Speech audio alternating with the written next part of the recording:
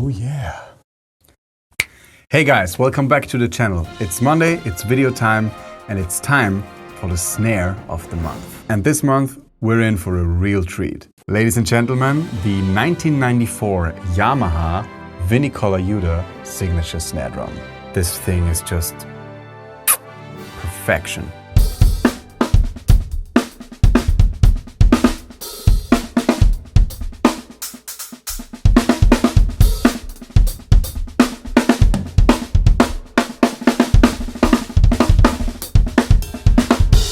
Guys, if you're into snare drums and if you're interested into my snares of the previous months, go check out those videos. I put the links, of course, in the description box.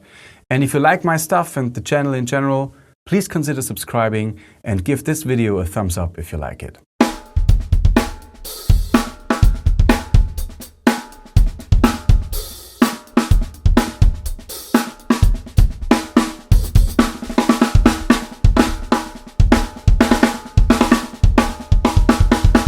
This is an amazing snare drum and it's super rare. And if you're a fan of the channel, you've already been hearing this drum in, for example, the Bluster video or also in my Bittersweet drum cover from last week.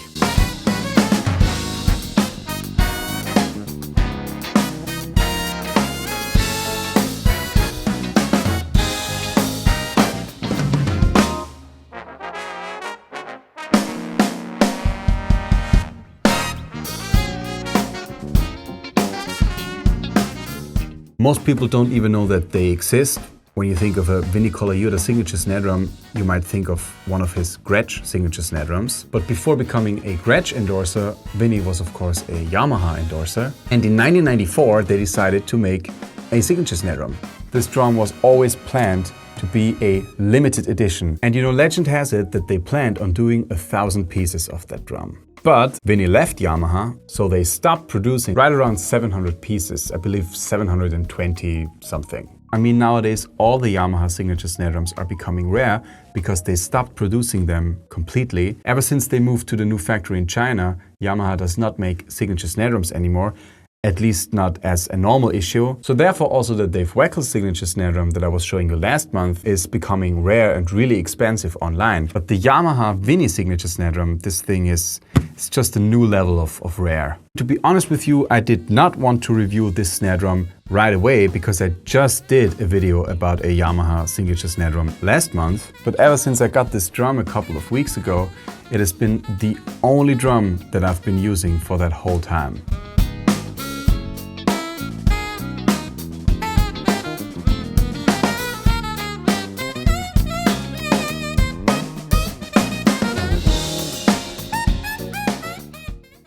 Let me address the elephant in the room because I did not talk about this last month and people, you know, started commenting and writing to me about that thing. The Yamaha fans might already know what I'm talking about.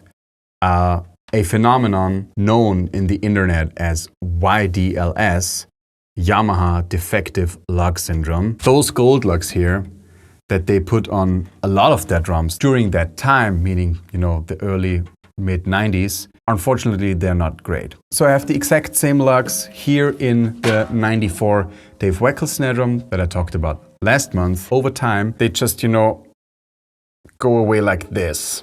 There is a locator pin inside those lugs, but it's kind of on the wrong side. Under tension, the lug creeps away from the shell and then it needs the support here. But the support, unfortunately, is there. So you can see here that the pin is actually, you know, useless. It has moved away from the shell and you don't need the support here, you would need it up there. That's problem number one. The second problem is that they used very short screws inside the drum, you know, to, you know, secure the lugs. I exchanged all the screws in both my Dave Weckl and the Vinnie snare. So this should secure the lug a bit more because the screw goes further into the lug, so it gives it a little more hold. And then the third problem seems to be that the material in those gold lugs is apparently not the best they could have used, because what a lot of people experience, and that's where the big problem comes in, is that over time the lugs just break. The lug cannot hold that tension on the screw part anymore, and that part just breaks and the lug falls off and is, useless. So yeah, that is a problem, but you know, I like to stay positive and optimistic. I mean, of course this can happen, it's a fact, but you know, these snare drums are both 30 years old and neither of them has one single broken lug. So yes, those lugs can break, but they definitely don't have to break.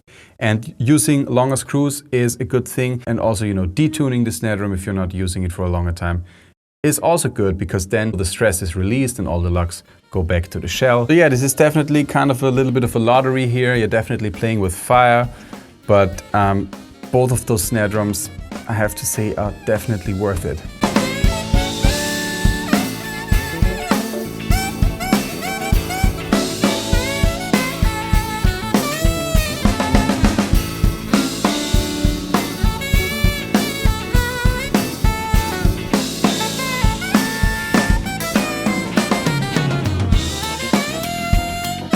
I absolutely love it. It's loud, it's cracking. It has a short shell, but it's still warm enough, and it has just a fantastic sound. If you want the typical 90s Vinnie Colaiuta snare drum sound, here you go. But I've heard that he played this snare drum on some of the tracks on the legendary Sting album 10 Summoners Tales. So let's talk some specs here. First of all, the finish is beautiful. It is a bluish greenish color. The actual name of this finish is Aqua Deep Blue or something like that. So it has this nice, you know, medium thin maple shell. And the interesting thing about this is the size, which gives it a nice, you know, almost normal kind of depth. That nice sweet spot between a Piccolo snare drum and a normal snare drum. And you know, right now a lot of guys are going back to, you know, shallower snare drums. It seems that shallow snare drums are becoming in vogue again. It has the original Yamaha stainless steel snare wires, little larger than what I would normally use, but they really work great for this snare drum. Remo Ambassador snare side on the snare side, coated Ambassador on the Vater side, and it features the great Yamaha die-cast aluminum hoops that I've already been talking about in the last video.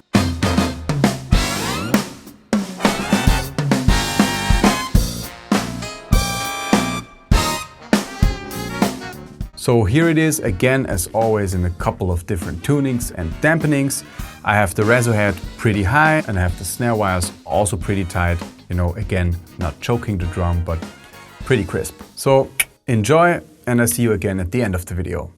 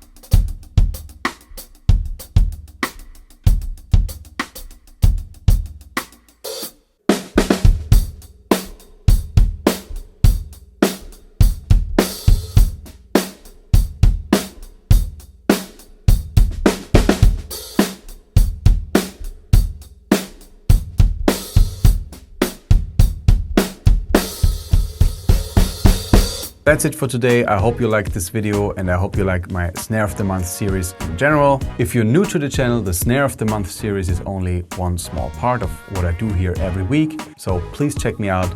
I'm sure you will find something you like. And I will hit you up again with a completely new video, of course, next Monday. Until then, please make sure to subscribe to my channel right here. For all the hand technique nerds out there, I have a complete holistic course on hand technique. Check it out right here. Check out all the other stuff too, and I'll see you again, of course, next Monday.